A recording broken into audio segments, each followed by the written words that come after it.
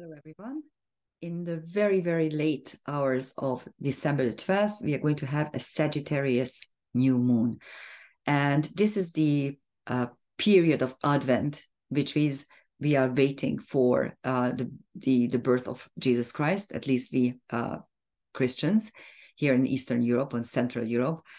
And this period is usually full of niceties and brightness and hope and love. We are actually trying to create love and light in an atmosphere which is very, very dark, because this is the darkest period. We are running into the darkest period of the year. So it's a very funny atmosphere, to say the least.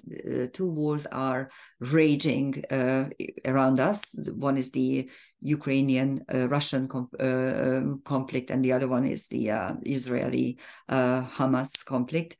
And again, I'm not going to tell you who to believe or whose side to take. I'm not taking anyone's side. I simply hate war and hate the fact that people are dying totally unnecessarily, simply because the military industrial complex wants to sell weapons. That's the reason, nothing else. But the fact remains that we are before, just a couple of days before the EU summit, which will be on the 15th. So this new moon has an impact on it. And if you speak Magyar by chance, go ahead and watch my video on the Hungarian situation. The Hungarian chart is drastically different from the English one, the London one. So here's the London chart. And I gave the title of this particular Sagittarius New Moon, Karmic Compulsion for Change. And we might as well start hoping that it is true. And let's take a look at the London energy pattern. As you can see, the sun and the moon are in the 4th house. So it's still December the 12th. The exact time is 23:32, so it's 11:32 p.m. Juno is rising in the London chart, which means that Juno, of course, is the first lady, so it's the wife archetype, but also covenants and contracts and signing things and pacts and things like that are also ruled by her. Sorry. As you can see, Venus has reached Pallas Athena, so there is wisdom and money combined. Nice. On the IC of the London chart, you have Mars, which is which could actually mean that we need to tap into the fights of ancient times. And Neptune is kind of setting, but not exactly there. And the vertex is on Saturn. So those are the highlights. The Aries North Node conjunction is separating. You can actually see how those two lines are really becoming apart. It's still within 1 degree, so it's still there. You still have the potential to actually concentrate on how you need to fight in order to survive in drastically altered outward circumstances. And the two strong ladies, Trans-Pluto and Lilith, are also separating, doubly separating. So those are the highlights. And as you can see, there's a mutable T-square and also a dissolved opposition in the chart. So Juno is rising, and the Sun-Moon conjunction, the new moon actually, is exactly squaring the ascendant-descendant. So this is the mutable T-square. And Uranus is making a quincunx, and it's actually two quincunxes, and both, since the sun and the moon are always direct, and Uranus at the moment is retrograde. So this is those are bi-directional quincunxes, so they work as a trine. And this particular one, the engine here is a mutable Earth engine, as Uranus is actually making a bi-directional trine to Juno, which gives us a little hope that yes, some contracts are going to change, but at the same time, there's going to be a big tension as well. here are the transcendental objects of this structure, which is actually a T-square and a dissolved opposition, but within it you have this mutable earth engine. And out of engines, this one is quite strong because mutable squares can be dissolved much easier, and the earth trines are the best of the trines because they manifest more or less, can be manifested on the earth plane. So here are the transcendental objects. On the moon, moon-sun conjunction, you have Iris and Huya. Iris, of course, is Hera's personal messenger, the rainbow. So we can get divine messages, divine missives from above if we pay attention. And Huya, who is a Venezuelan water god, rain god actually. This object, this TNO, was discovered by Venezuelan astronomers, and the actual rain god's name is spelled Juja, but they knew that half of the earth will mispronounce it, and will try to pronounce a J or at best a Ye for it. It should be pronounced as Huya, of course, because any J at the beginning of a Spanish word is pronounced with an H. And that's why they changed its name. So it's already, the name contains some sort of magic, if you think about it. In order to have something good, I need to repeat it in a different way in order to achieve the same thing. So that's the essence of practical magic. But be careful, because Huya is also linked to black magic, and I don't really I don't recommend, let's put it this way, that you use black magic for any reason. For retaliation, maybe, but not as a first weapon. On the ascendant Juno conjunction, there is Nyx, Thalia, and Aphidas. Nyx is the night. So these structural covenants and contracts are done at night, although this is the ascendant, so it should be in plain sight.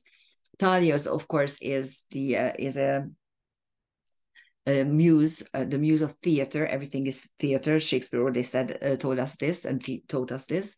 And Aphidas, which is a brutal centaur. The story goes that he is invited to a wedding where he gets drunk, rapes everyone, and then falls asleep, and then he is being killed in his sleep.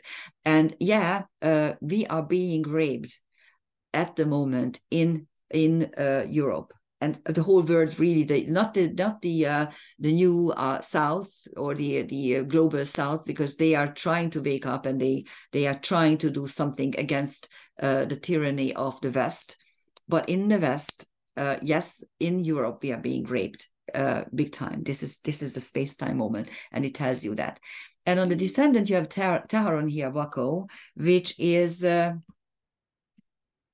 actually a centaur. It's a TNO, of course, but in Karmic astrology, we say all these things, all these transcendent unions, we just label centaurs because it's easier.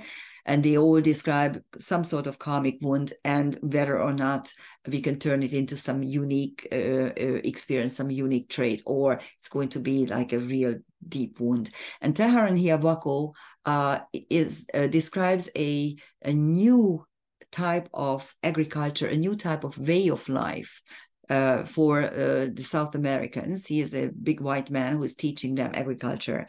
And Taharon Hiawako is usually prominent when there's a new era where we need new survival skills in order to really not starve to death. And that's on the descendant.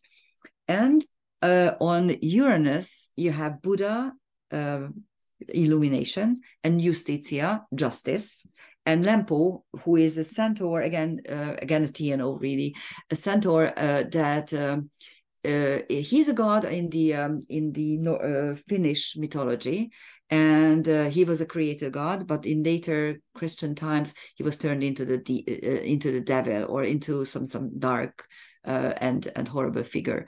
And this is exactly what always happens. You have a set of gods in an era, and then comes a new era and tries to do two things. either disregard, simply disregard and demote the old gods and turn them into something like I don't know, titans or minor figures, or if they are unable to do that because the gods seem to be too strong, then they demonize them. Then that's happened to Lempo. So demonization, the change is being demonized, really. This is how we can translate it. Although we know what to do, Buddha, and we know it's justful and we should do it. And this gives me occasion to show you what happens when a configuration is not closing because the aspects are too wide. You might remember that the configuration occurs only in karmic astrology, only when the energy patterns are really tight, the aspects themselves are really tight. And here I gave you all the degrees so you can see for yourself where they close and where they don't. What is actually closing is the Astrea, Mercury, Pallas Athena dissolved opposition. That is closing, but Ceres is also putting an impact in the picture. And since Ceres is only at 7 degrees 33 in Sag, this portion is not closing. So you don't actually have the semi-sextile between Ceres and Venus, Pallas Athena. So that is why it's an open configuration, and all open configurations are, especially when you have a focal point, is called sliver. They are called sliver. What is a sliver? Where we could have used something else as well, but I'm sure that if you ever got something sharp in your finger, then you know how it feels. There's a huge pressure on one single point, and that's what slivers do. In this case, the two focal points of the two slivers are two retrograde planets, actually Jupiter on the one hand and Astrea on the other hand. So what is being pushed? Karma breaking, destiny changing, and luck and expansion. Those are the push energies. And one sliver is made up by Ceres, Pallas Athena, Venus, and Mercury. Mercury means communication. Ceres means the nurturing principle and also your family. And Pallas Athena, Venus means harmony created through wisdom, and that's what will indicate the destiny change or make it possible.